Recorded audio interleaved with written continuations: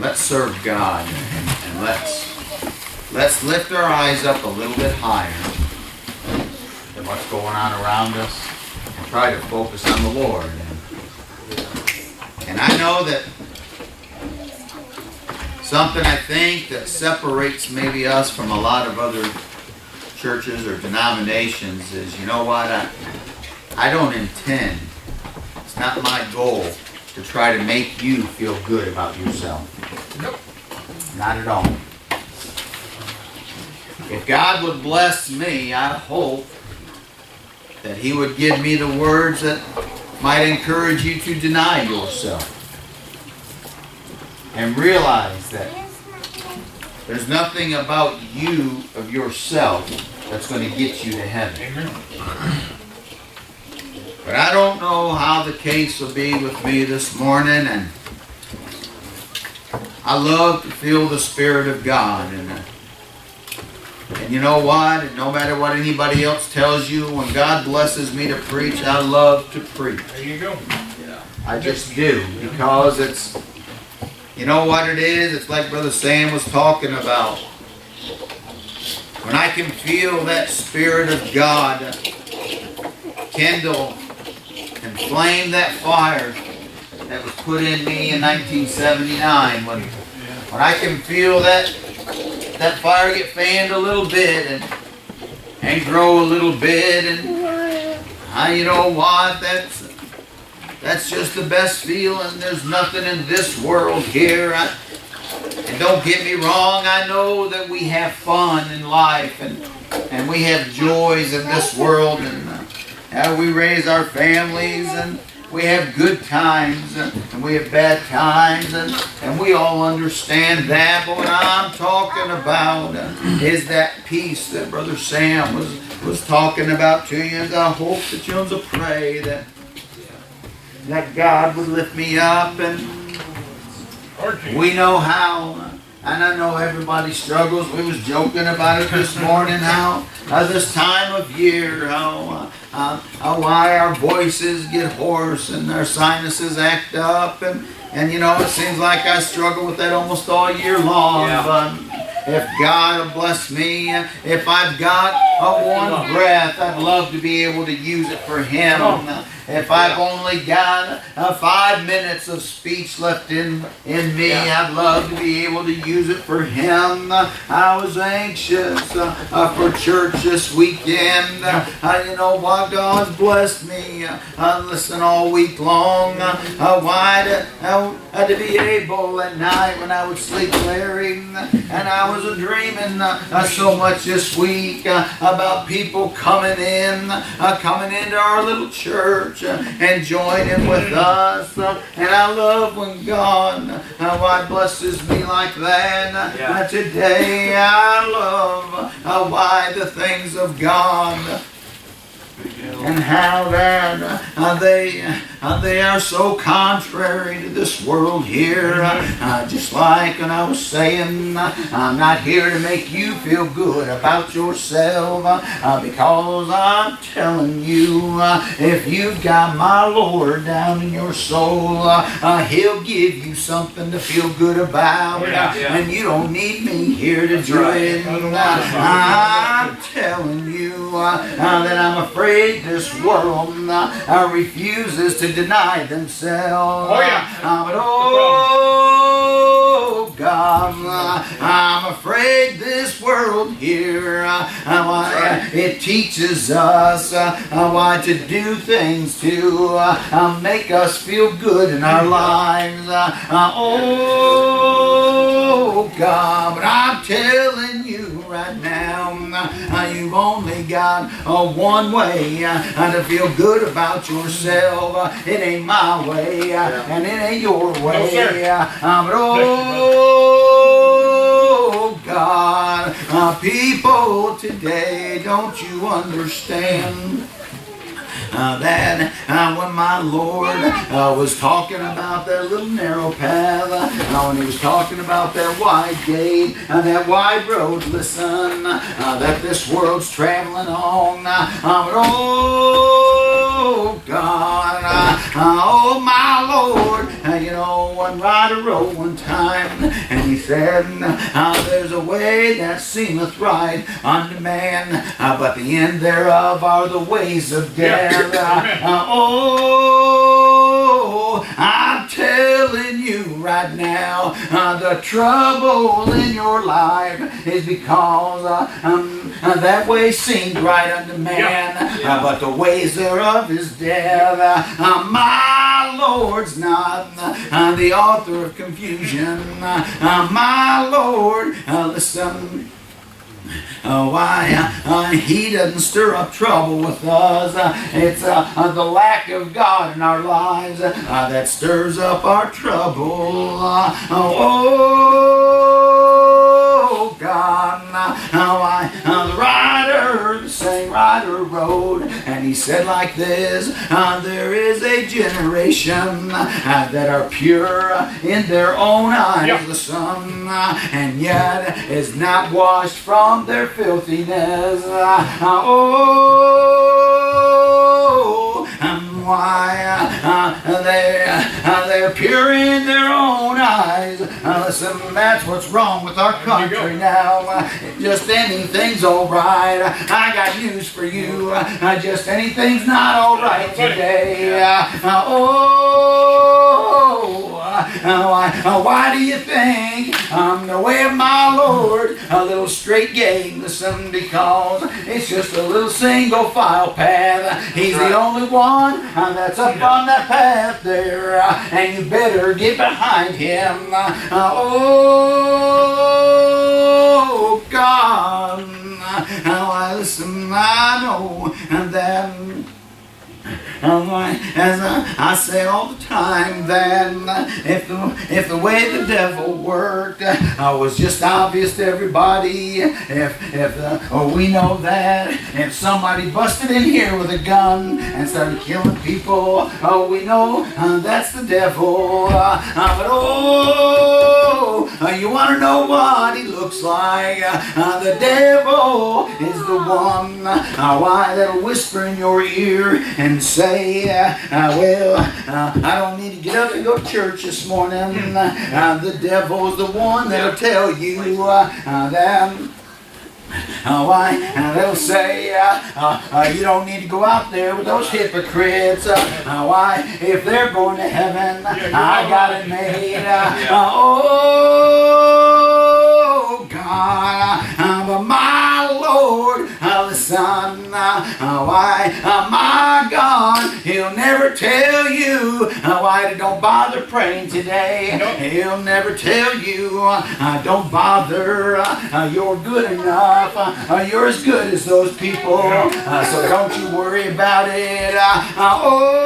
Oh God, I think what about why? And I guess I think about it because it makes me feel guilty. Listen, I see myself when I read about how God had given Israel a king, King Saul. And you know what, God?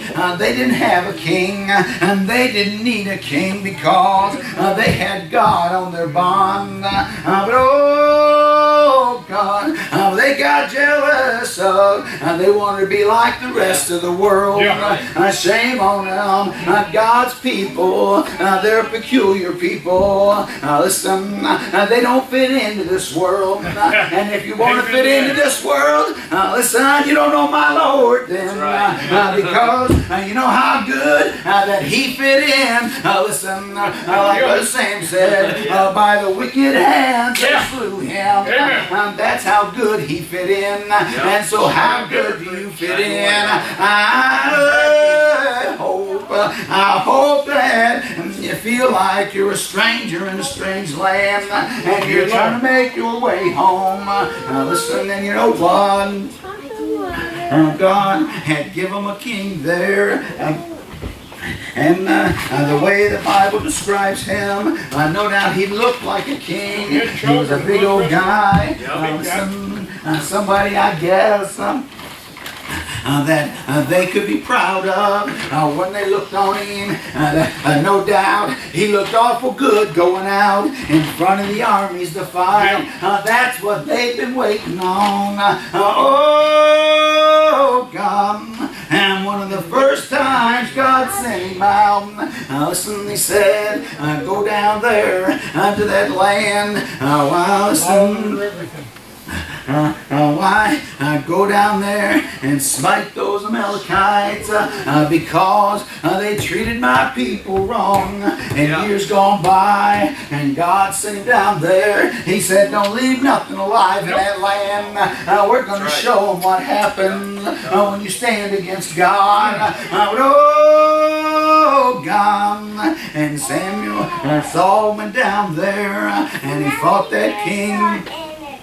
And they had the victory there. But you know what? They took all the good stuff. They kept all the good things. Listen, and God had a prophet named Samuel. And he said, Samuel, Saul's turned his back on us. He went down there and not done what I told him to do. Oh, God. And Samuel went down there. And you know what? That king saw, he saw Samuel coming, and he went out to meet him, and right off the bat, he said, I've done what God told me to do. We've had the victory here.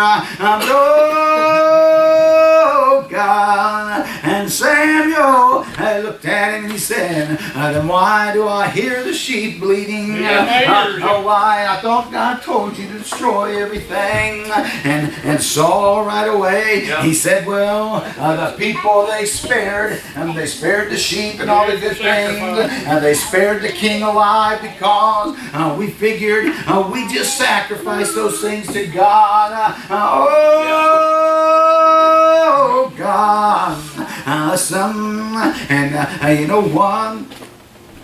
And Saul said, we've just kept out the best of the sheep and the best of the oxen and all the good things. And we destroyed everything that was weak. We destroyed everything that was sickly. Why, you know what? You think about your life today, and you think about denying yourself. You think about taking up the cross of my Lord.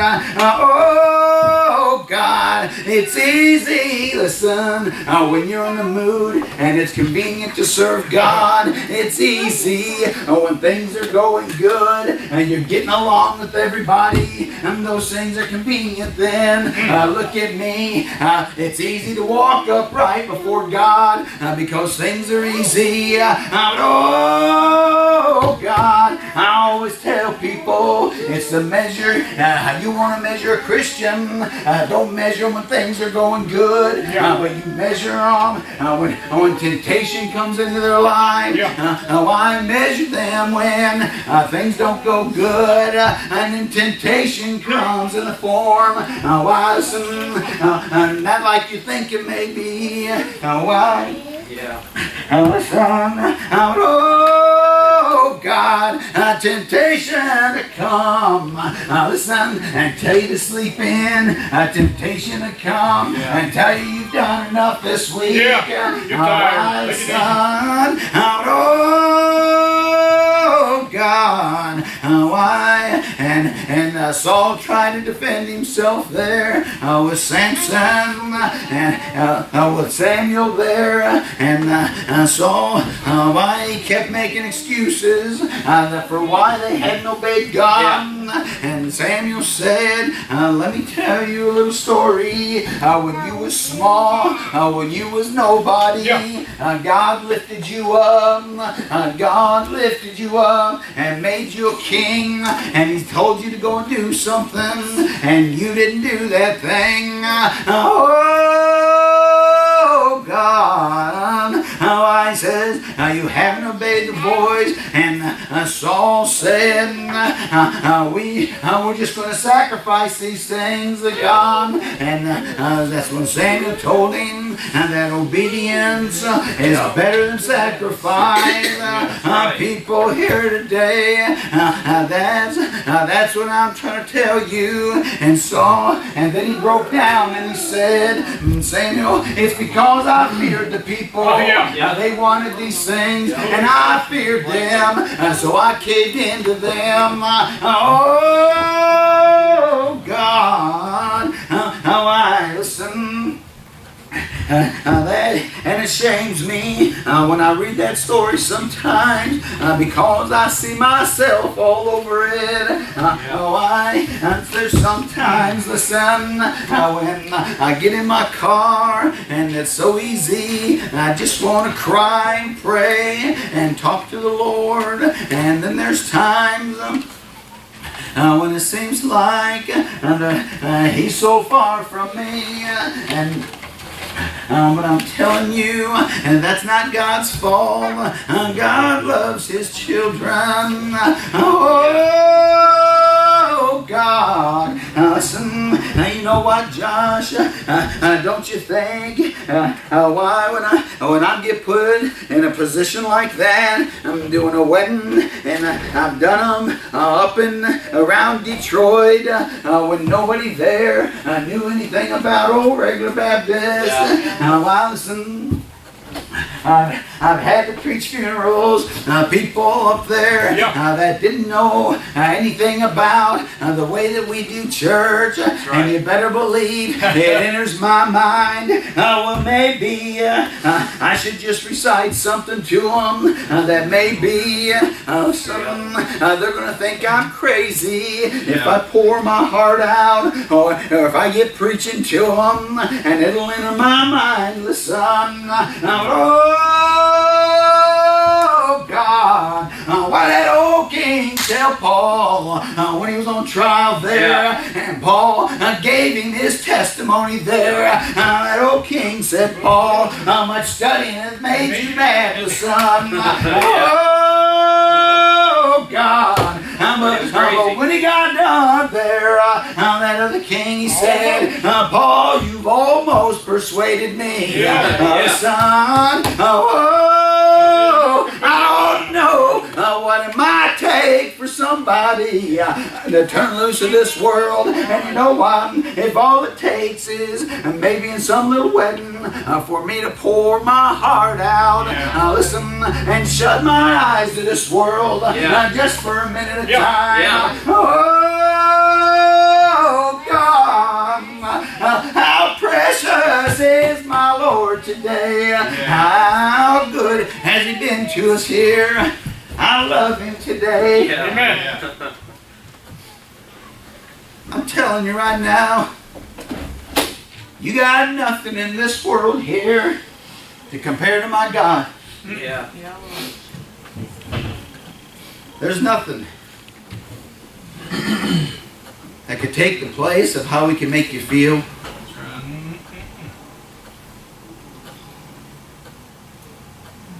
And I love Him. And I love to come together and serve Him. Yes. It means so much to me that try to raise my kids up to understand that there's something more powerful than mom and dad. There's something greater than what mom and dad's got to offer you here in this world. Now the son, and you know what? And we make a lot of failures along the way. And I think back, I felt like when we was starting church this morning, Allison, brother, when you was up, I actually felt like saying that the church door was open right in the beginning of service.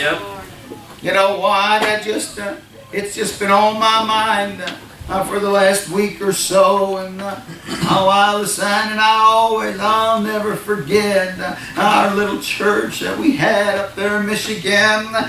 You talk about being out of place in the communities around us. We were, you know what?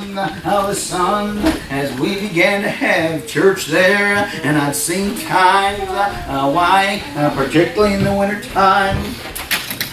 They'd be about 3 of us come out there. We just sing a song, have a little prayer, and go home. Listen, and it worried me. God, I need a home for my children to grow up in. And you know what? And that's what kept me going. If it was just me, you better believe, listen, that I'd have stayed home, and I was down and out about those things. I've seen the time. Another church would come in, a group of people from up there. Listen, I just wanted to see what we're like, and we'd be up preaching, and they'd all get up and walk out. Oh God! Listen, I've seen 14 at a time get up and walk out of our church. They thought we were crazy, brother.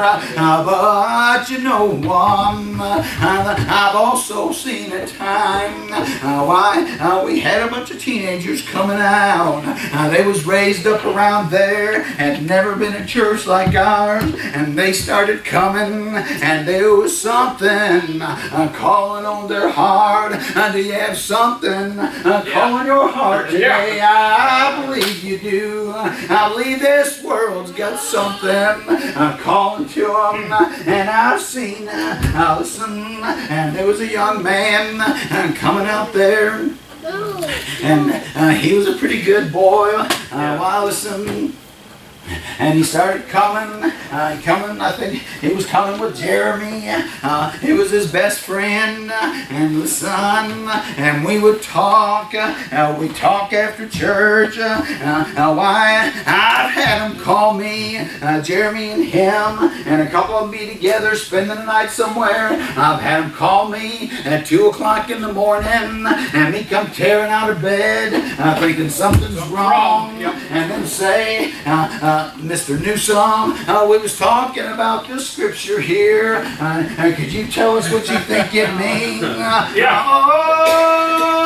Oh, God. And you know what? I'll never forget the time that boy talked to me, and he said, Mr. Newsom, he never did ever get to call me brother. And I was always Mr. Newsom to him, and he told me one time, Mr. Newsom, I think I'm going to have to join church. I'm going to have you baptize me. And I said, well, you just pray on and you do what God wants you to do. And you know what? And that eat on him is something eating at your heart today.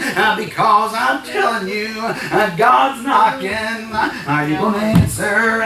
Listen. And we started church one day, and I just sat in the corner like this here, like I do here, and we were just getting started, and I was sitting here, and that boy, he come up in the beginning of the church, and he knelt down here, and he whispered to me, Mr. Newsom, I think I want to join church. And I just patted his hand, and I said, I know you do, son. And then he said, no, I mean right now. Oh, God. Listen, when my Lord works in your life, don't turn him away. Can you afford to turn away one blessing? I can't. Listen, I got children in this world. I got grandchildren in this world. And listen, and when I leave this life, I hope that in their mind's eye, that I've just gone home. I want to be like old Elijah was. Listen, and with an eye fed, I believe. When I close my eyes, if you're looking towards heaven, Larry, I'll be winging my way home. Whoa, God, are you ready to go, people? Are you ready? Are you ready to hear your name called? I am. one more day, I'm going to hear it called, and you know what? It's going to be the sweetest sound I've ever heard. People, and who do you have on your bond? Listen, you just go ahead and get you the song, and we'll close it out. Oh, I want to say here, and everybody, let's go home together. Yeah. I say it all the time. Jesus Christ, you're gonna run. I've moved a dozen times in my life, but I've never got home yet. But I'm heading that way just as hard as I can go, son. Oh, God. And while we're singing here, I just want to say, the church doors is open, and all we mean by that, listen, is if you want to make this church your home, we'll gladly receive you. We'll rejoice with you. Listen, my brother, we're going to put you to work. Listen,